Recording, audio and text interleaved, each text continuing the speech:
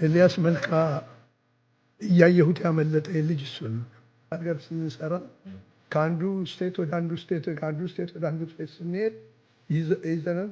የኔ ፕሮሞተር ጊታር ገዝቶ ሰጥቶታል። ጊታር ገዝቶ ሰጥቶታል። የልጁን እንትን አይቶ እና ይሄ የያዘው ጊታር ለሱ ኳሊቲ አልሆነለትም እና ጊታር ገዝቶ ሰጥቶታል።